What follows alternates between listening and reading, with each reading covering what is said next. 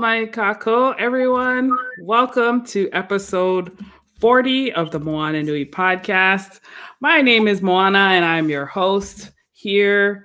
I'm also the editor of the Wildcard Chronicles comic book series, the author of Fishing Day with Papa Ray and the Adventures of Nakoa and Nohea children's book series, and champion of Indigenous peoples and the indie comics community.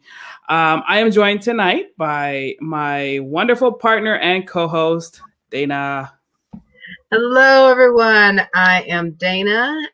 You can find me on Instagram at Dana_Moana_Nui. For those that may know me or those that may not know me, I am a event, cosplay, and staff con photographer. You see my works with MomoCon, Anime Week in Atlanta, Dragon Con, also featured with DC Comics, Fandom. And then I'm also an event planner and so much more. So thank you for joining us on our 40th episode. We're looking forward for you to hear about our upcoming guests. And now I'm going to hand it back over to my lovely co-host, Moana. Awesome. All right. Well, we're excited to have Ren on tonight. But before we bring him on, as usual, we have a couple of announcements. If you are not yet aware, the Moana Nui podcast is live currently now on Kickstarter, and you can check in the banner. The website, moananuipodcast.com, will take you right there.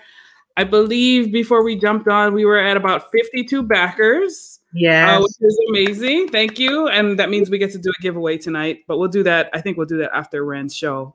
So we're going to do a giveaway. If you want to be a part of this giveaway, I will give you until the end of this live to go on ahead and back, and we will make sure that your name is also included in the raffle drawing that we will be doing a little later tonight.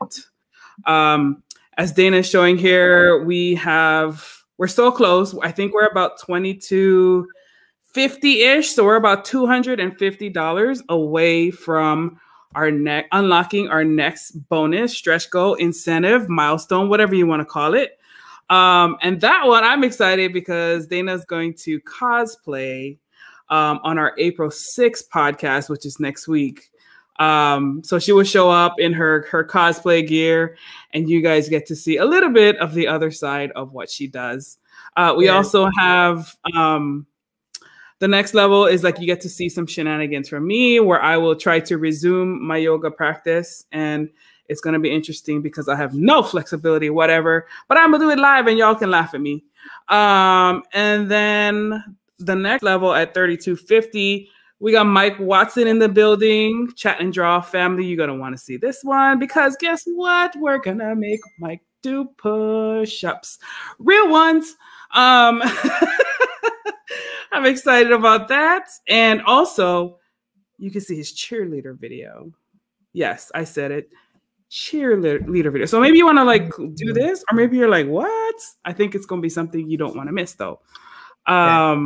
At the $3,500 level, then all of our backers, everyone who is currently backing at the time, will have a vote, and you will get to pick Dana's next cosplay. She will do it for us live, and we will make a print that all of our backers will get. So if you're a digital backer, you'll get a digital poster, wallpaper kind of thing. If you are a physical backer, you will get an actual print. So if you want the print, make sure you're on a physical tier. But if you're a digital person, hey, we got love for you too. Yes. And then at 4,000, this one I'm really excited for because if we hit 4,000, or I should say, when we hit 4,000, we are going to have our own exclusive song written and I don't know about this part, but I'm hoping it's this part. Written and performed by Alan Z, who is an amazingly talented musician, rapper, hip hop artist, as well as an actor. He is actually a part of our season 2 squad, which is what we are kickstarting on here on the campaign. So lots of cool things coming up. If you have not yet backed, again, click the link, hit the share button right now, get people on this show, because we have a great talented artist tonight. We have more art coming, y'all. It keeps coming. Dana and I, like, we really don't know what to do with ourselves. We got so much stuff. Like, people keep offering, and we're like, oh gosh, okay, how are we gonna do this? Yes. But yes. So let me introduce Ren. So Ren McKinzie is an art dedicated soul with so many disciplines. He's a multifaceted creator, a wild child for certain. Ren honed his work ethic in the U.S. Army and his artistic skills at Columbus College for Arts and Design. Ren's many years in the arts field have culminated in the freelance artist that he is today. He has illustrated a few independent comic books, such as Half-Breed by Dustin Carson and The Samaritan by writer Victor Dandridge. And I'm excited about that because that's going to be part of Bundle 2. And Ren is always looking to expand his skills, and he is sure to find ways, new ways, all kinds of ways to utterly destroy all paper. So without further ado, let us bring Ren on to the show. Woo! What's up, Hello. Ren? What's up? Computers, they hate me. I know. They hate on paper, man. Oh man. It's killing me. Yes, I'm trying to get this thing like Mike does, and it's just not working. Hello, everybody. It's all good. You know, hey, Mike is inspiring us. We inspire each other. Our iron sharpens iron. It's all love. And actually, Mike Mike's not iron. Mike is like like a Peeps. He's like mushy. Like a Peeps, like Easter Bunny rabbit like candy. Easter Bunny, yeah. He's like the nasty marshmallow. Yo, it's going down already. We already throwing hits. Oh, wow. Let's get ready for that in the comments. Come on, Mike. Let's say what's up to our guests before we get started. Shout out to John Ballard, Morgan Iverson. They better not laugh at you. Morgan, you know what? We're going to get you on the 8:30 slot. I know you're ready. Shout out to Asian Hoppa Hip Hop Hippie. Aloha, aloha, aloha. Mike Watson, of course, in the building, ready to take his, you know what? See, Mike is here because he wants to like keep an eye on how many push-ups we are signing him up exactly. for. That's what we were being nice because everybody wanted him to do 50, and we cut it down in half because we were like, okay, 50 is a little much, so we're going. You guys do not have an hour and a half to watch that dude struggle on the floor. Oh Lord, Brad Arney talking about this is starting to a little like OnlyFans. Okay, we're not gonna go there tonight. This is not the show for us. Okay, him and Morgan is syncing up. Hey Brad, I'm with you. Yes. Oh, Mike says we can give away the Perry Young art. Yes. Okay. Yes. Nice. I definitely want to have that in print. And for those of you who don't know who Perry Young is, aka Father Jun on the Warriors Cinemax series, check it out. Yes. Let's see. Morgan talk about Mike. You gonna take all of that? All right, y'all. Ain't got no Morgan choice. In the building. Ryan in the building. What's up, family? Okay. Morgan, you gonna take me off my game? No. Alrighty. Ignore the comments for now. Yes. Ignore the comments. Let's focus on Ren because that's what we're here to do. So, Ren, yes. Thank you for joining us. As we start with all of our podcasts, can you tell us a little bit about yourself? Where'd you grow up, and how did your love for art and illustration begin? I grew up here in Hampton, Virginia, where I currently live now. Okay. I went through my whole life wanting to draw. I think as far back as I can remember, I was drawing something on something, especially things that I wasn't supposed to draw on. Right? I was one of those kids. I hated school. I'd look out the window and like, oh my God, it's nice outside. I want to go run. Like that was the thing I wanted to do. And then it was like while I was inside, this piece of paper is sitting in front of me, and I just draw on it. I'd get in trouble because it was a test or it was something I had to turn in or something like that. I am not from Ohio, Victor Dandridge, you jerk. And you won't do that to me. But yeah, I mean, I've always wanted to draw, and I've always wanted to sketch and doodle and all that stuff. So early on. And then I went to the Army. They promised me some good stuff that they didn't back up on. You know, oh, we're gonna get you in college, and we're gonna do this for you. I'm like, oh, I just want to jump out of airplanes, man. So Yes. I did that, cool and it was cool. Yeah, I wanted to jump out of airplanes and learn how to ride a motorcycle and all that junk. And yeah, so I would just 57 years later, here I am. You said 57. 50-11. 11. I love it. So you were trying to jump out of planes while I was trying to bandage up folks. Right. Yes, 91 whiskey here. And she said bandage up. Bandage up. Oh, bandage them. Ah, you were a nice person. You were nice to them. Yes, 91 whiskey. Ah, okay. I tried my best to stay away from you. Well, y'all usually come to us when y'all sprain your ankles. Exactly. Y'all do a little too much. We have to come and get y'all. Yes. And a lot of times I had to carry some of y'all back because y'all did too much. I did not want nobody carrying me nowhere. Nowhere. Especially no pretty ladies. I'm like, hey girl, how you doing? What your name is? Like, shut up and get this IV. Oh. Exactly. You bleeding out. Please stop talking. So what you doing after this? You're going to be in the hospital for a few days. I'm going home after this. Look, you know where I'll be then. Oh Lord. Oh, hilarious. Oh my gosh. I cannot. Now, of course, we got to, as our next question, how important is your cultural heritage to who you are as a person and as a creator? And how do you incorporate it into your projects? Well, as a fully grown white man, I think it's extremely important for me to incorporate that into everything. I mean, you know, it is what it is. You know, I really love culture. I really love everybody's culture, but you know, it's all about me. It's all about me. I'm an amazing white dude, and you know, I've grown up as a young, you know, white man, and I'm an old white man now, and you know, I've got revitiligo, so I just look like this, so I don't want anybody to mistake what's going on.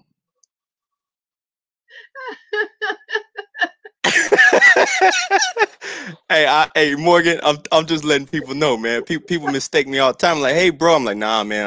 How you doing, buddy? I don't know where you got that from, but yeah. Hey, Morgan, I'm just tinted. Got that right. Mm-hmm. I'm tinted, real nice. You got a really nice tan. Hey, listen, really nice, it's the tan everybody wants. Yeah. Like, chill.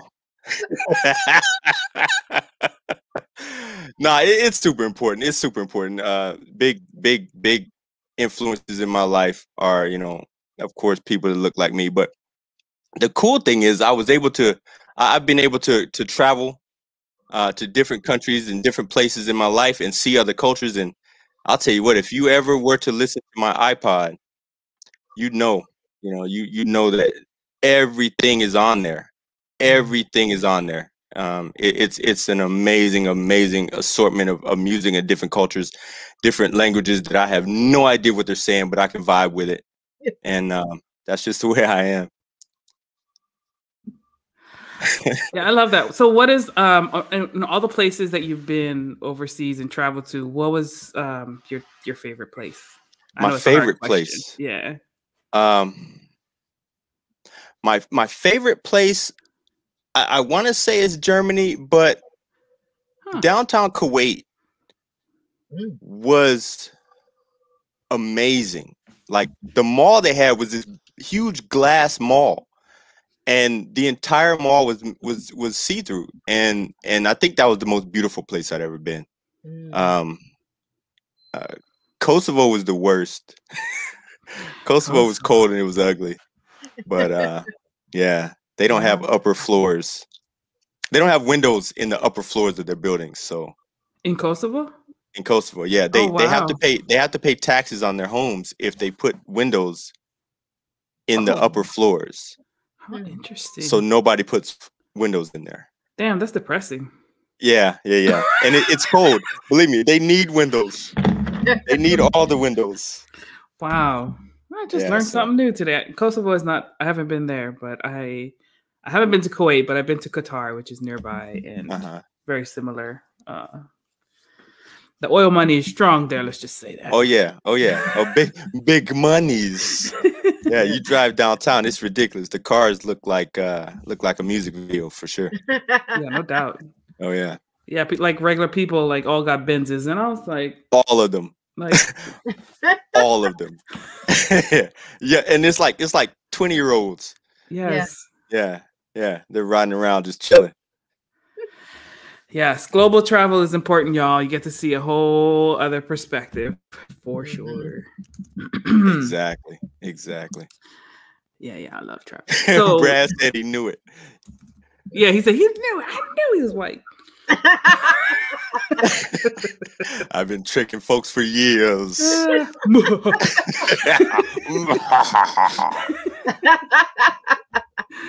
Oh man, like that Dave Chappelle skit. Yes. They thought he was white all this time, and then he took the hood off, and he's a black dude. Exactly. Oh, this thing, yeah, I don't know if I'm gonna be able to show the. It's not showing up, man. This thing. So I'm gonna have to do this all night. Like yeah, you guys can't see anything, so that sucks. That's well, I'll be drawing anyway, so yeah, you go ahead and draw. We'll just have to imagine. Yeah. While I tell these good jokes and sing for you guys. Exactly. I'm sorry. I'm pulling you guys off your questions. I'm pulling you guys. No, it's okay. That's all right. We got a comment from Samuel Zafir Rashada. Ren, good to see you. Congrats on your Kickstarter. Yes.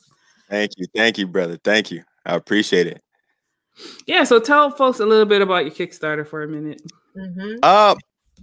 I'm a huge art fan. Like I've always loved art, all different kinds of art.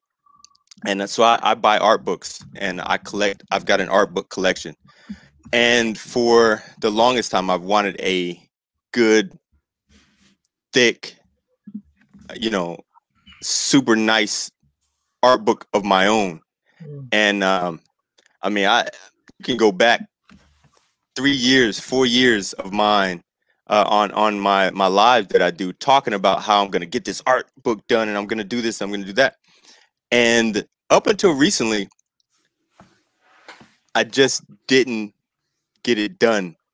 And I'll tell you what, Victor, with his mean hind parts, I don't know if I can cuss on here, but he's mean. He's abusive. He's very abusive. And he yelled at me, and I'm very sensitive. I'm very, very sensitive. And so he yelled at me. He said, "Get it done." So here we are, and I cried for 2 days, but I got it. I set everything up to get this Kickstarter going, and I had no idea what I was getting into. He passionately motivated you. Yeah. Yeah, passion. Yeah, passion is a good word. You're very nice. You're very nice. You're very kind. That dude yells and curses. Yes, we're gonna bring him out. We're gonna shine some light on him too. Let's see. So Sam said you drew his crazy man character for conventions a while back, and he's awesome. Yeah. Yeah, that was one of my favorite pieces, man. I actually saw that he had made a banner and had a booth and everything. And I'm walking through the convention, chilling. I'm like, hey, that's my work. What is that? And I was just sitting there looking. He's like, hey, Ren, what's going on? Blah, blah, blah. So, yeah, it was pretty cool. That's what's up. Thank you, Morgan. What did you say? He says sometimes you gotta cry for 2 days, bro. There's nothing wrong with it. Hey, man, I'm telling you. You just don't let nobody see you, because I got that ugly.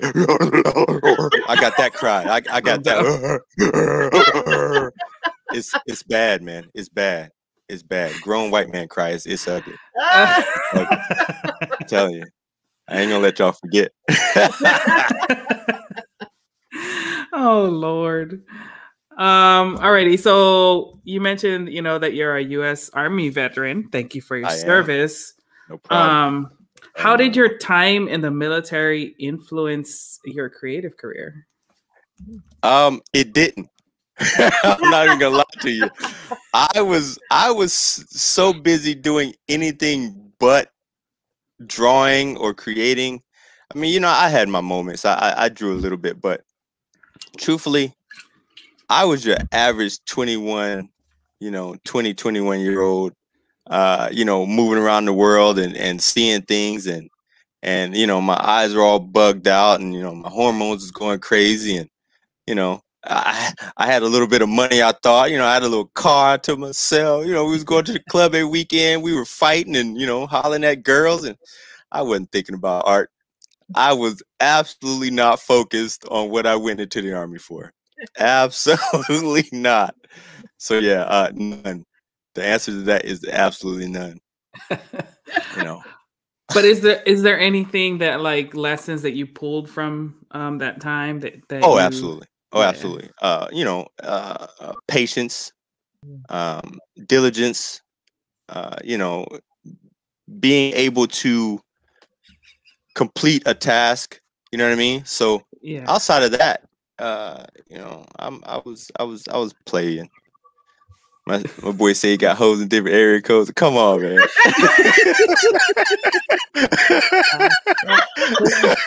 Come on, man. Come on, man. That's terrible. That's terrible. Well, you talked about, like, you cut loose and just try to have fun while you're in the military. But as we get older, a lot of times each of us has people that inspire us to do better, to be better. How are some of your personal heroes or people that have inspired you in different phases of your life? My middle school art teacher, my middle school art teacher was probably the biggest influence on me outside of family, on my artwork. She allowed me to be extremely free with my artwork when I was younger, right? And she kind of pushed me up until I was out of middle school, and then I went into high school, and I never forgot any of the lessons that she taught me. She would get me out of homeroom, so that I could draw every day. And then of course my family are super supportive, and I really thank them for 1,000% of where I am now and what I'm able to do, because many times, especially with our era, with my era anyway, art wasn't a job. You know what I mean? You didn't tell your mom, "Oh, mom, I want to draw for a living." You know what I mean? And they say, "Okay, yeah, that's cool." No, my mom, my dad, and they were like, "Yo, you want to draw? Cool. Here's an easel. Here's some art pads. Stop drawing on your regular line paper." We spent $5 on this paper that's supposed to be for school, and you run through it already. Yeah. And they really nurtured that in me, and here I am. So 100,000,000,000% thank you to my mom, my dad, and my uncle, both my uncles rather, for pushing me and just supporting me 100%. Yeah, I find that interesting because no matter who we have on the show and we ask about who their heroes are, we always point to our family and, real life people in our immediate sphere or whatever. So yeah, I just hope people like continue to remember that, right? Like that oh real yeah, stuff. You know, oh yeah, I mean, I love a good superhero story, you know, all that stuff, but being able yeah, to really, I think that's why I love the indie community, because we bring stories that like there's still heroes in them, right? But they're more like right, grounded in a way, right? And Mhm. different exactly, perspectives. Yeah. exactly. So, Yeah, I mean, like all the memes say, all heroes don't wear capes. mm-hmm. Yeah. You know, so you know, a lot of people forget, you know, who the real backers of them are. You know, a lot. It's easy for people to say, "Oh, well, this famous person inspired me," and Mhm. it's awesome to be inspired by somebody. But Mm-hmm. if you had somebody from the very beginning that had your back, that's the best. You know what I mean? That's the best. Like I'm not a celebrity person. Like I don't get, oh my God, about celebrities. I you know, Yeah. I really don't care. You know, they don't have a personal connection to me. And so if they're not close friends, if not family, you know, I hate to say it, but it's like they don't impact me as much, you know. Mm-hmm. So when I interact with someone, I become friends with that person, and because I've, you know, I had dark days in the army. I had super dark days in the army. When I was able to get out of the army and get myself centered again, and you know, do all these things after going overseas a few times, and get help with everything, I was able to connect with people better. And I now understand friends and family, and how that intertwines with my life. You know what I mean? So for me to be happy, for me to smile as much as I do, which I didn't do very much, you know, between the years of 96 and 98, Mm-hmm. I absolutely adore the relationships that I've made, you know, within the past 10, 15 years. So I'm gonna put it out there. If I say you're my friend, then you're my friend. Mhm. Whether you want to be or not, Michael J. Watson, you will never get rid of me. I will drive to your house and I will beat you up again and tell you that I love you. And I will make you say it back again. I've done that before and I'll do it again. I will do it again. Yeah, it's a good story. He hung up on me once. I drove to his house. I beat him up. And That's awesome. I told him to tell me he loved me in front of his kids. His daughter was kicking him. It was awesome. She was like, "Tell Uncle Ren you love him." Yeah.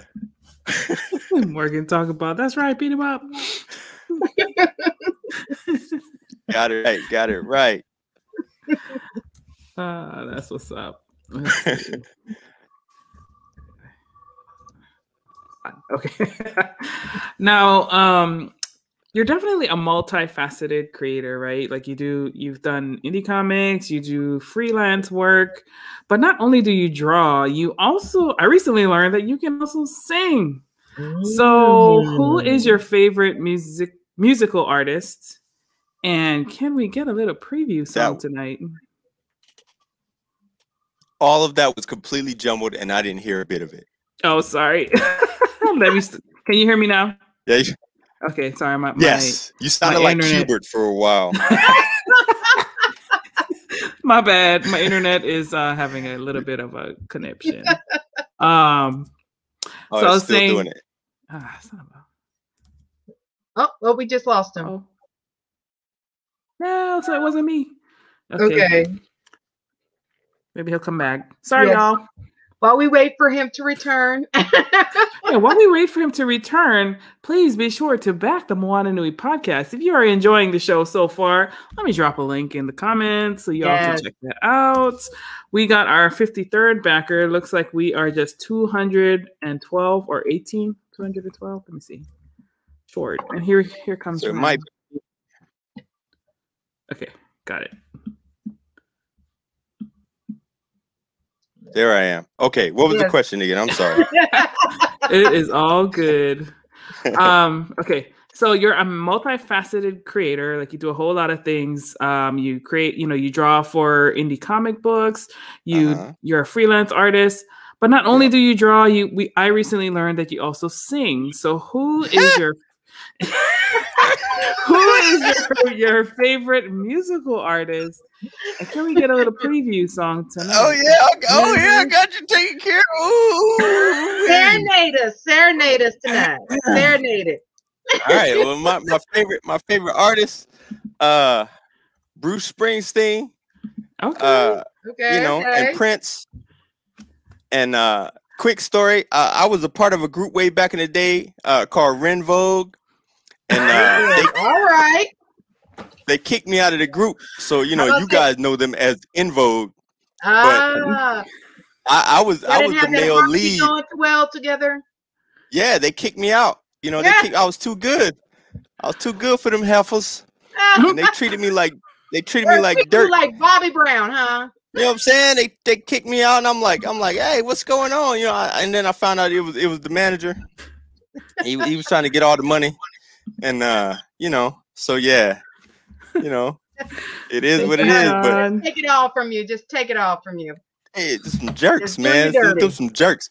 I ain't bought none of their albums since. I download all their stuff pirate style. They get no monies from me. Oh Lord.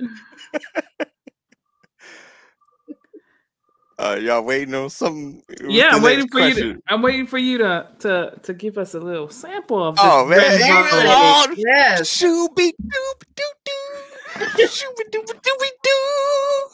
Ooh, you see me dancing? You can't see my shoulders.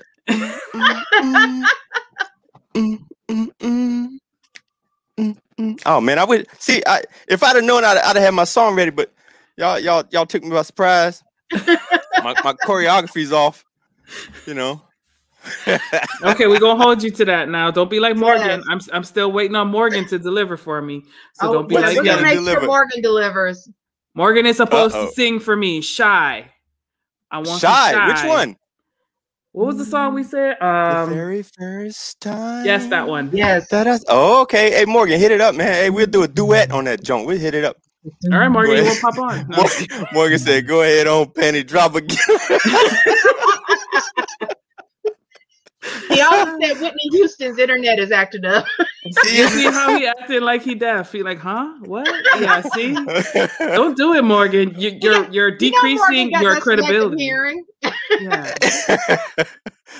All right, Brad said, "I would like to hear about your seeming obsession with Dark Knight. When did your love affair with the Caped Crusader begin?" I hate Batman. Am I supposed to say that? I absolutely hate Batman. I love everything about Batman except Bruce Wayne. I love the villains. I love his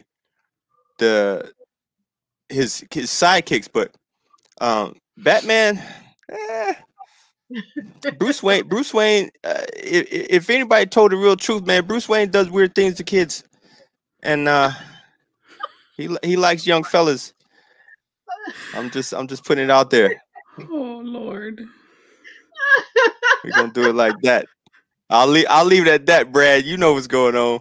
He put that little boy in them little tight shorts. Told him to jump around the scariest city in the universe. Terrible. I'm gonna wear all this black. You wear that yellow and green and jump. I can't have no parts of that. I had Victor's kids going to school telling people how bad Batman was. Oh, that's funny. That would have been an interesting conversation. Mm-hmm. Oh yeah. So let's jump back to the music part a little bit. Quick we'll do a quick survey. I'll have you choose between two things. Yes. Okay, are you ready? Okay. Michael Jackson or Prince? I'm sorry. I freaked out again. What happened? Oh, we're gonna do a Michael quick Jackson or Prince? Michael Jackson or Prince? You said pick one. Pick one. Sorry. Prince. Okay. That wasn't a choice. Damn. That was absolutely not a choice. I mean, what are we asking here? Do you want bubble gum or do you want a steak sandwich? I'm going with the steak sandwich every time, baby. Okay, now you got me wanting steak now. You know what I'm saying? Biggie or Pac? Biggie. I'm East Coast. Okay, gotcha. Boys to Men or New Edition? Ooh, New Edition. That was tough. Okay, Jagged Edge or 112?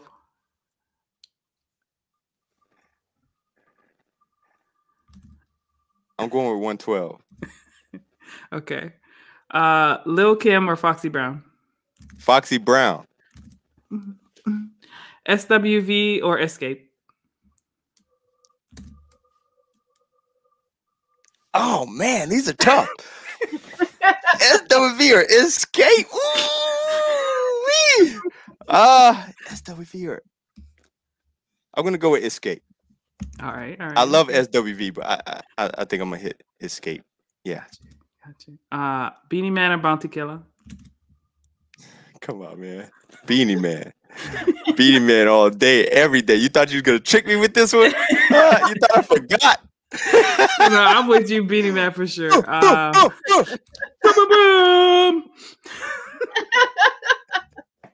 And then last one, Redman or Method Man? Damn. Redman, actually. Okay, gotcha. I'm looking forward to Redman their verses. is better. Yeah. Redman's better. It's gonna be tight. All right, cool. Yeah. Cool. Okay. Now, of course, we'll get back to the art. You do a lot of freelance work as a freelance artist. Which character or fandom do you get commissioned for the most, and what character or fandom do you like drawing the most? I think as far as the big three, Deadpool's a super heavy hitter as far as commissions are concerned. Whatever his popularity is, I don't get it, but you know, I think unfortunately, and I think it's a trap. A lot of people ask me to do Batman. I really think people are getting the word out that I don't like him, but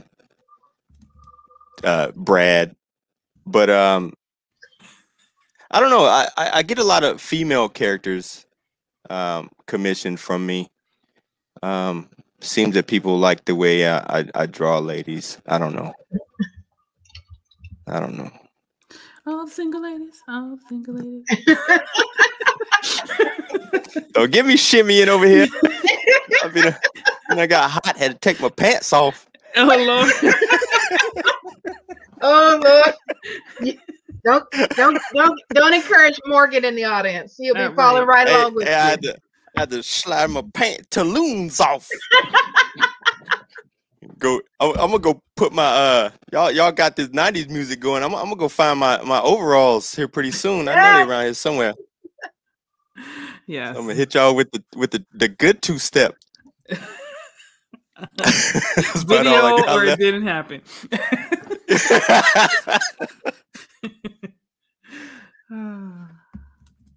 Let's see. Okay.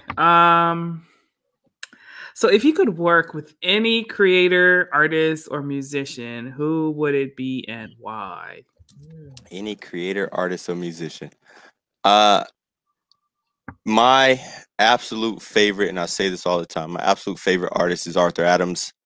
I would love, for whatever reason, to work with Arthur Adams. I grew up, when I first got into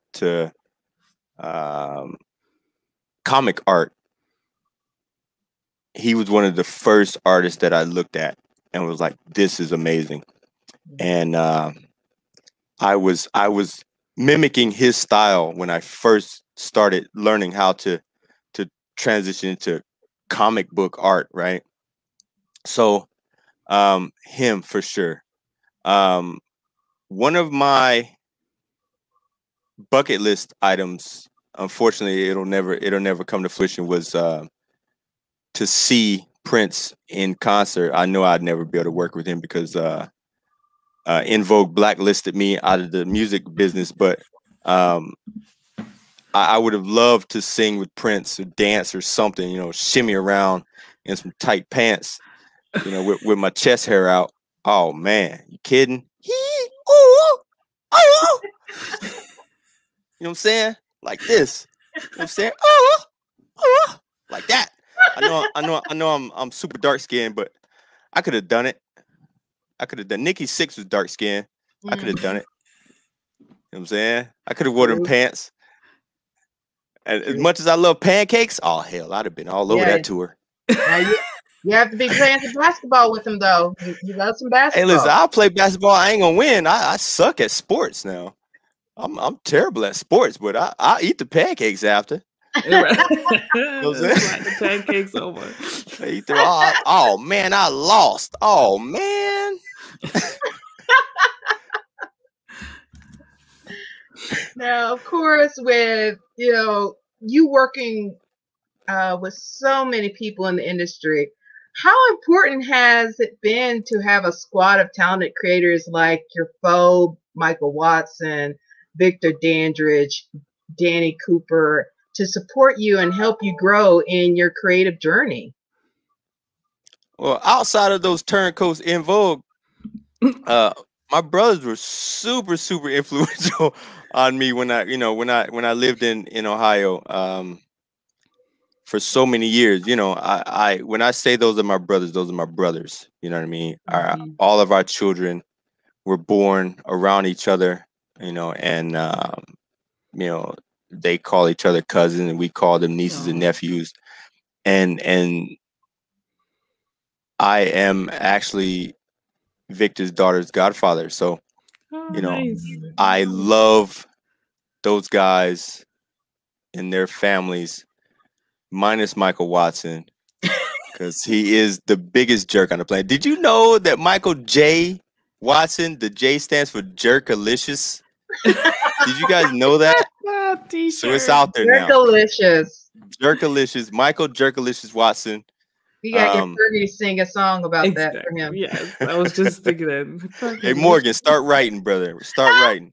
Start writing. Hey, I wanted to be a slow song that has a super nice up tempo beat right in the middle, where you just dog. I love rock too, so I guess you could throw some rock in there too. All right. We hate Michael Watson. Hate Michael Watson club, fan club. Let's go. Let's go. Who hates Michael Watson? Hands up in the air, man. Stop messing with my dude. Okay. Hey, put the hands in the comments if you hate Michael Jerkson Watson. No, it's all Mike Watson love up in here. Yes. Oh. Now you spoke of all those guys, but you have to tell us, I mean, who works the quickest and who has the best workspace or studio? Danny has the best workspace. Danny's workspace is freaking amazing. He's got lights and gadgets going on and all kinds of other mess in his studio. Mike has the best toy setup. Until I'm able to get my new house, I'm gonna let you know. I've got more toys than him, but who works the fastest? I don't know. I don't know if we time each other, but okay. Well, maybe as far as the best looking workspace is definitely Danny. Okay. Maybe we need to have like some kind of Illustrator Smackdown. There you go, and we time it. Challenge or something. Yeah. We'll give you guys a something to draw, and then everybody. Well, not everybody can draw, right? So yeah. Well, you and Mike then. You and Mike, Okay. y'all can draw, and then Mhm. the backers will, or the viewers will choose the best one. There you we go. did that. We did that once, man. And Mike cheated. Yeah, Mike cheated. Yeah. Mike. Mike does his digital thing. If I learn his how to get this thing working right, where I can show my stuff on the screen like he does. Oh, I'm getting in that hind part. Oh, that's your ass, Mr. Postman. Yeah, I'm gonna get him. That dude's a cheater. Yeah, we're gonna work towards that. Yeah, for sure. We got to get that together. Yes, I think it'd be fun. Now, one of the things that we both have in common, you and I, is that we're both bikers, right? Like, so how long have you been riding? And what was your first bike? Okay. How long have I been riding? Oh, man. 15, 20 years now, maybe. Okay. My first bike, my first actual bike was a Kawasaki Ninja that I never exactly. I never got to ride that bike. I've never ridden it because it was garbage. Yeah. See, trash. And so when I went to Kosovo, I bought my actual first bike, which is a Honda CBR 929. Okay. And it was the best bike ever.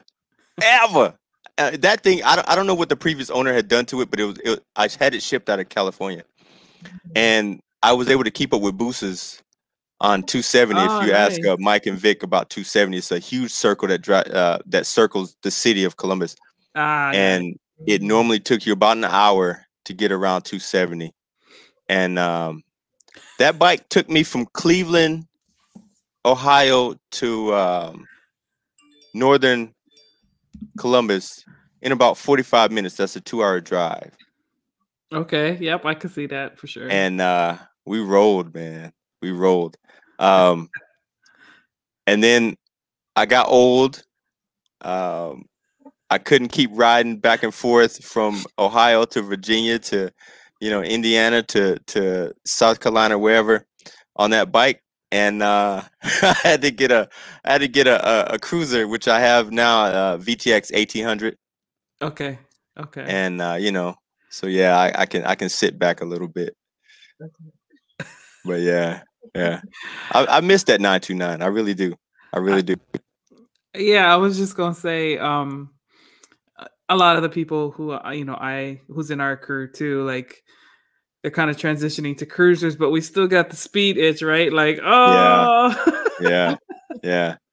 I'll tell you what, before I started customizing the 1800, it keeps up no problem with 600s, sport bikes, no problem. And when I first bought it, there was bike night at Quaker Steak. I don't know if you guys have that here in Ohio or in Virginia rather, but we would ride.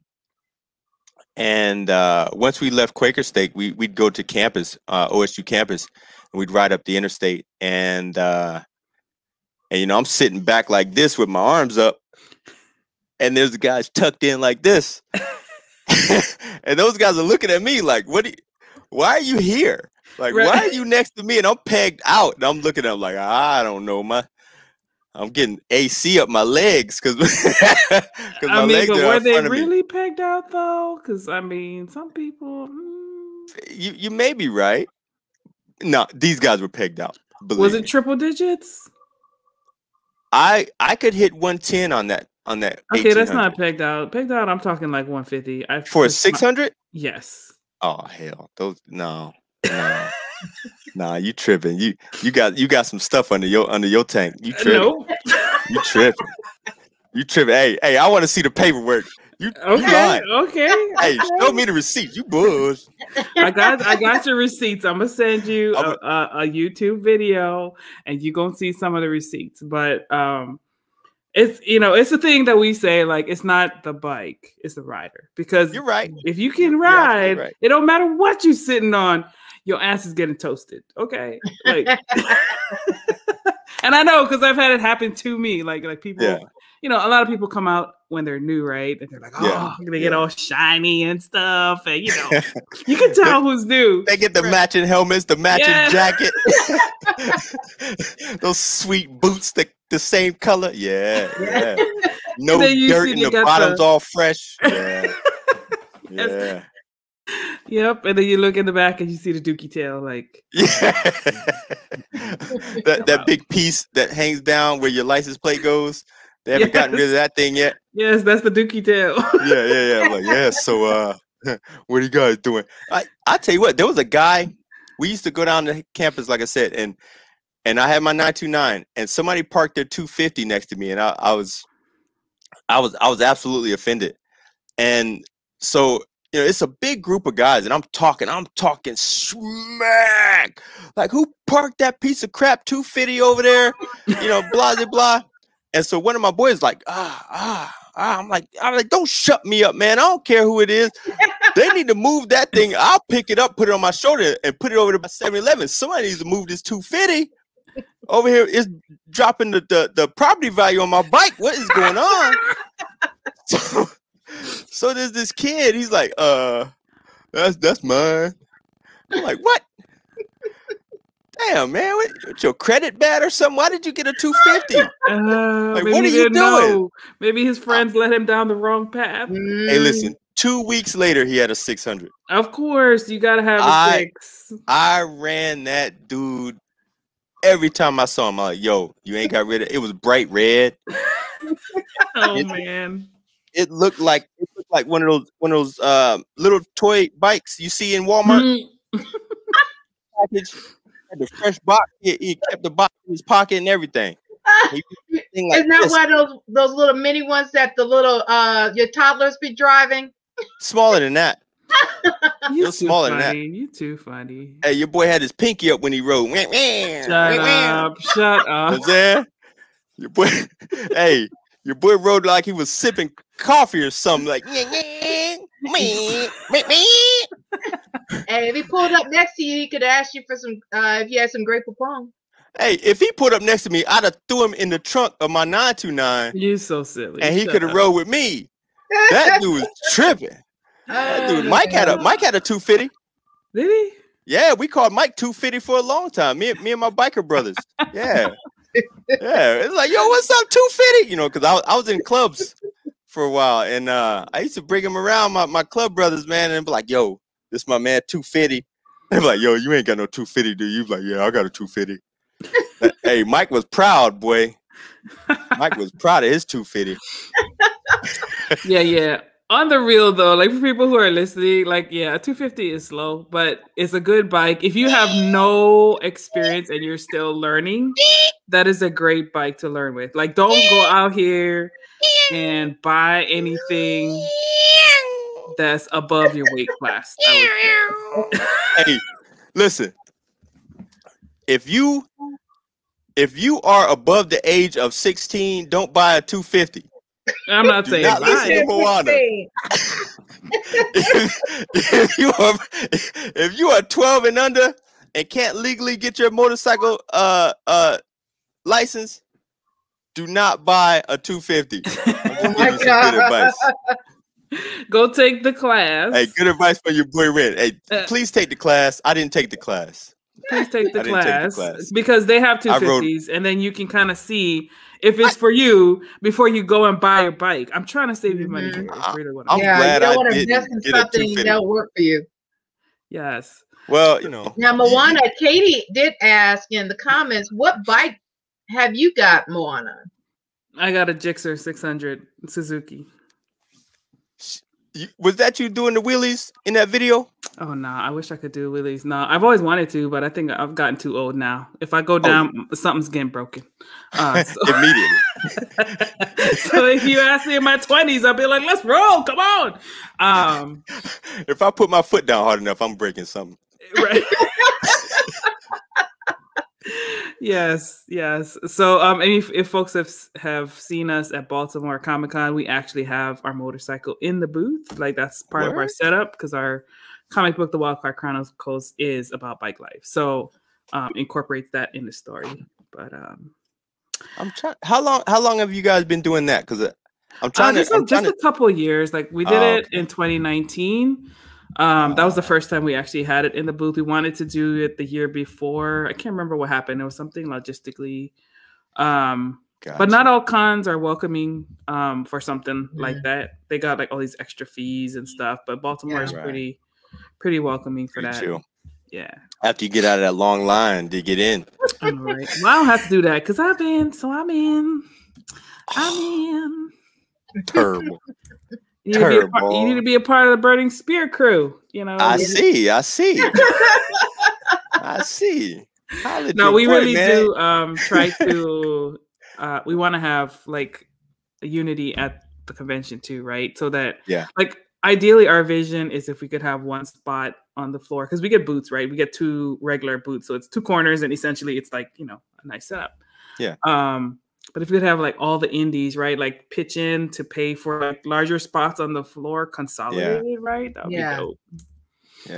Yeah. Some guys in Detroit did that a couple years ago, and they got the whole line, and it was pretty dope. Yeah. I'm petty though. Like the woman that, and obviously I'm not gonna say any names, but the woman that was in charge of most of the stuff, she hates me. She absolutely hates me. Because I did a video years ago about the city we were staying in. It was me, Mike, and Victor, and the city is trash. It's absolute garbage. And I did a video, and we were all afraid of the Airbnb we were in, and she stopped speaking to me. So it is what it is. It was mean of her. She hurt my feelings. Hurt your feelings. Yeah, I told y'all I'm sensitive. It's all good. I cry a lot. Oh gosh.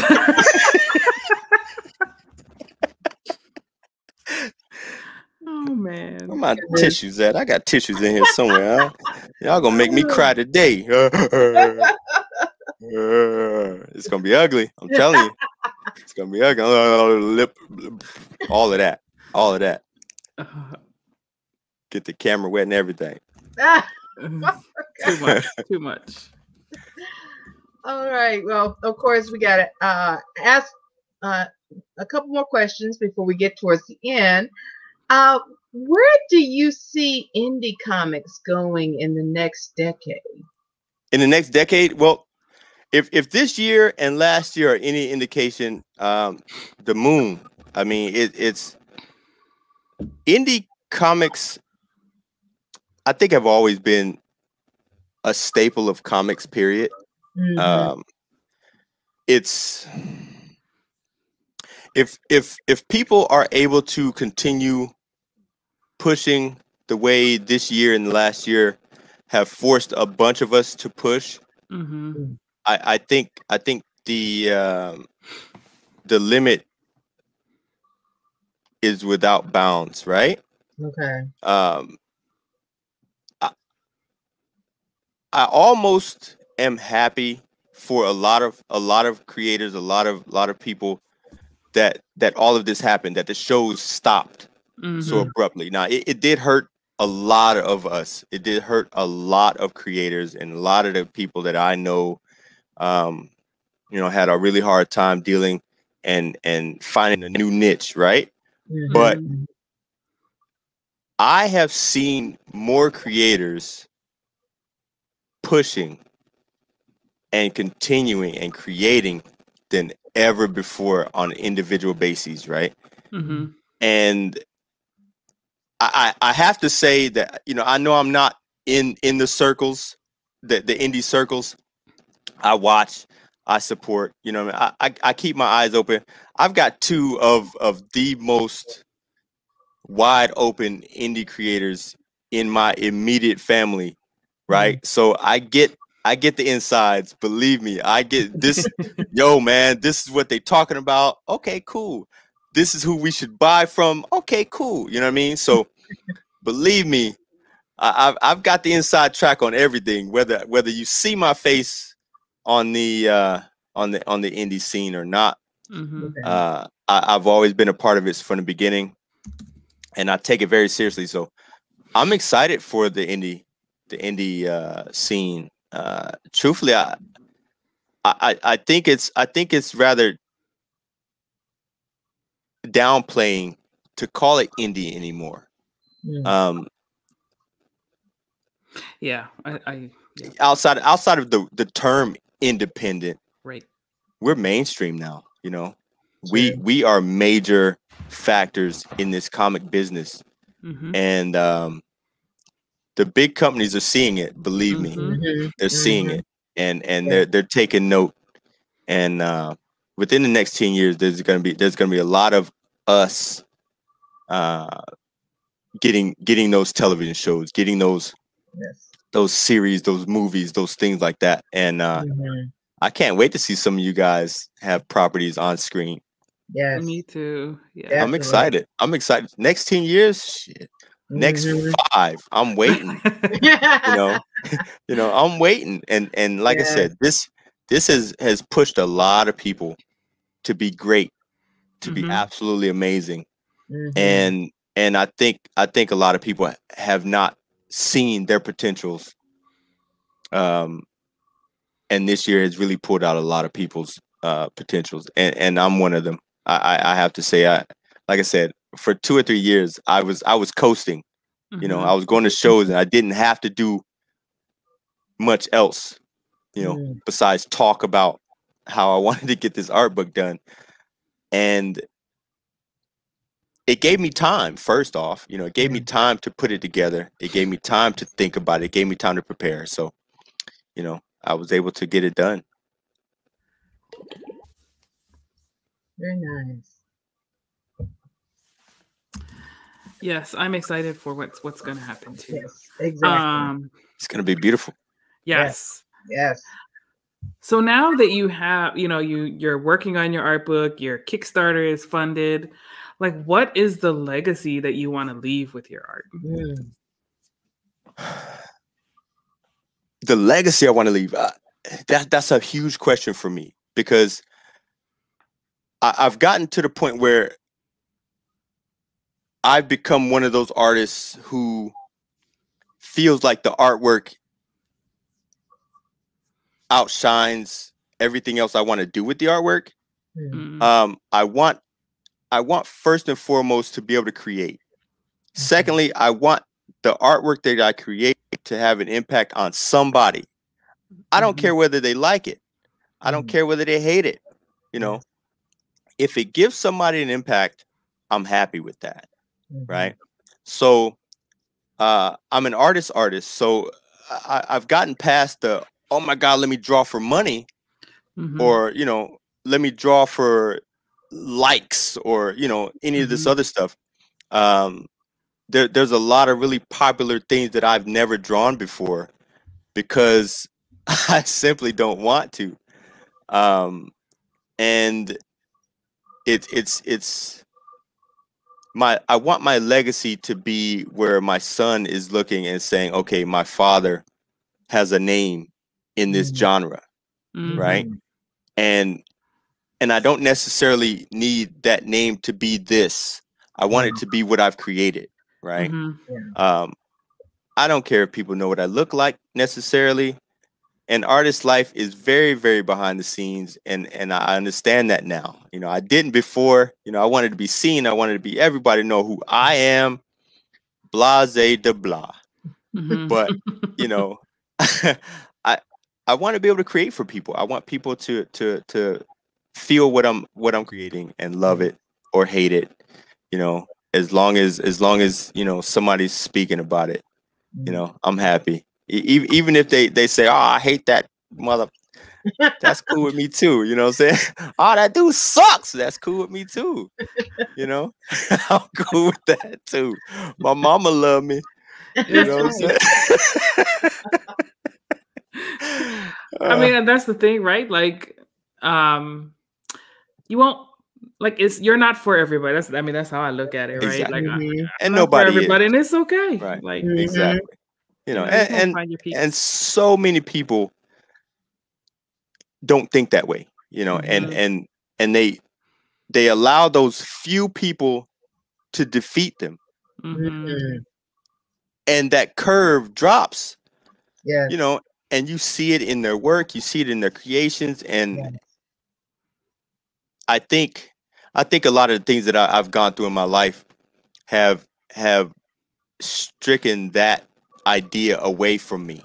Mhm. You know, I don't get embarrassed. I have not been embarrassed in a very, very long time. I don't understand being embarrassed, because I was so embarrassed my whole life. You know, I was one of those kids. I was bullied for a long time, and you know, I was talked about for a long time, and I didn't like the skin I was in, and you know, now it's like, yo, look at me, man, calm down. But you know, you know what I'm saying? Like coming from the South, you know, it's crazy. Dark skin was not cool in the 80s, you know, and so people allow a lot of things to pressure them and push them down. And once you figure out that none of that stuff matters, everything opens up, right? Everything opens up, and there's gonna be negative people. There's gonna be, you know, somebody pushing, you know, in a negative fashion on anything you do. Don't let that stuff get to you, man. Don't let that stuff get to you. So, you know, shrug your shoulders, like, that's cool, man. I hope whatever you do is awesome, and you know, even when they don't support you, support them. That's the way I feel. You know, tell them they're doing a good job. I hate your guts. Well, you're doing a pretty good job at it. They just need some love. Most people who do that, they're just, you know, reflecting what they're not, what they're missing. Yeah. And I'm a hugger. You know what I mean? I'm a hugger. When I go to conventions and I meet people, I hug. And you know, I hug hard. You know what I mean? People like, oh, my back. I don't care. Come get. I'll chase you around the convention floor. You better come get this hug. You know? You imagine chasing a fool around the convention. And the dude's got a kilt on. I'll chase you in these chucks, man. I'll come get you. Man, you know, get this hug. I know where your boots at. So yeah, I mean, it's all love. It's all love. It's what we need. Well, now that we're getting towards the end of our show, can you tell our audience where they can find you, and of course on social media, so they can follow you, and then also any upcoming projects, including your Kickstarter that you have going on? Okay, so you can find me on all the social media. You just type in RenMcKinzie. I know it's spelled a little weird for a lot of people. There's one E and two I's. It's fine. It's fine. It'll work out for you. Instagram, Twitter, which I don't use that much. I just got on the TikTok. Ooh, the TikTok. So you're competing with Mike Watson on the TikTok, huh? I don't compete with anybody. I don't compete. I don't like losing, so I don't do any competing. I don't do any competing. No, those guys are amazing, and I click on their stuff every time it pops up on my For You page. So you know, it's you know, everything Ren McKinzie, writing artist for my Instagram page, RIDING artist. It used to be my my motorcycle art page, but I've got a separate one for my motorcycle and workout stuff. So you know, if you're into art, I'm not gonna friend you on my motorcycle page unless you're into motorcycles, okay? Because I curse. Okay, well, that's the one I need. I need that one. All right, sounds good. I got nipples out on that one, so. Shirtless celebration. I think you need to join the 8:30. Join the 8:30 that we're going to have, the 8:30 podcast. If you like is that right? Yeah. After hours, Yes.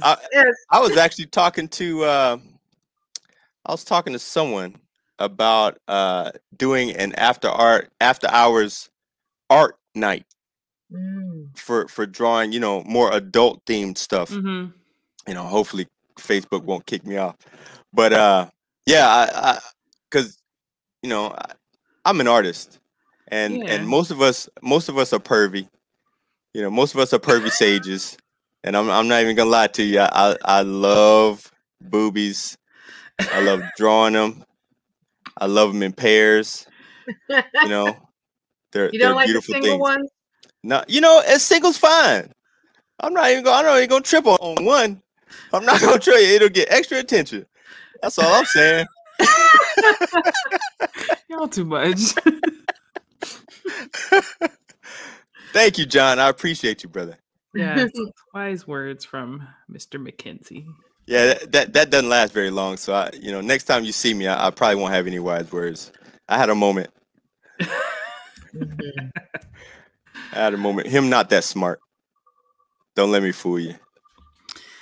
All righty. Well, so I know we had like a little technical hiccup, so we won't be able to show Ren's art until a little bit later. I will have those ready for you guys, hopefully tonight. Okay. And cool. You can post them up. Yeah. Yay. I apologize, guys. It was all my fault.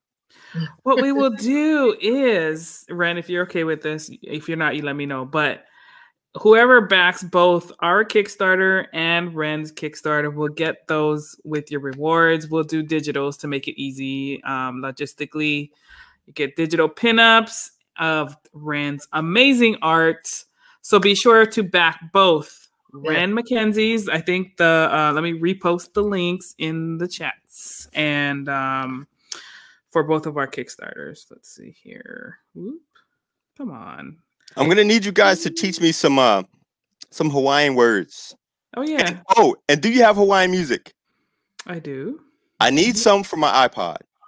Okay, I need some. I need some stuff I can get all crazy with and get hyped and punch my son. So are you looking for like hard? You got? Do you have any hip hop?